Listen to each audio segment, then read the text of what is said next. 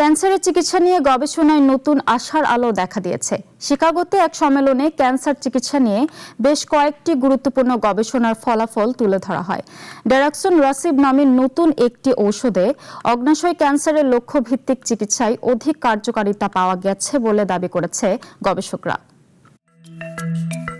American society of clinical অনকোলজির বার্ষিক সম্মেলনে অগ্ন্যাশয়ের ক্যান্সারের নতুন ওষুধ, ওজন কমানোর ওষুধের সম্ভাব্য প্রভাব, লক্ষ্যভিত্তিক চিকিৎসা এবং রক্ত পরীক্ষার মাধ্যমে ক্যান্সার শনাক্তকরণ নিয়ে নতুন তথ্য প্রকাশ করা হয়। এ খবর জানিয়েছে বার্তা সংস্থা এএফপি।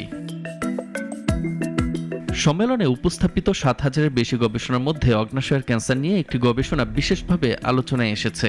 সবচেয়ে প্রাণঘাতী ক্যান্সারগুলোর একটি হিসেবে পরিচিত এ রোগের চিকিৎসায় কয়েক দশকের মধ্যে এটিকে প্রথম বড় অগ্রগতি হিসেবে দেখা হচ্ছে।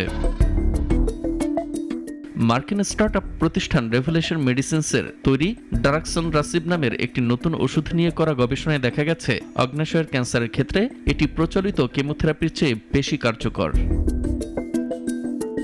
গবেষণায় অংশ নেয়া রোগীদের অর্ধেকের বেশি ১৩ মাসেরও বেশি সময় বেঁচে ছিলেন, যা কেমোথেরাপি নেয়া রোগীদের তুলনায় প্রায় দ্বিগুণ। অনকোলজিস্ট মন্টি প্যাল বলেন, উন্নত পর্যায়ের অগ্ন্যাশয়ের ক্যান্সার চিকিৎসায় এটি বড় ধরনের পরিবর্তনের ইঙ্গিত দেয়।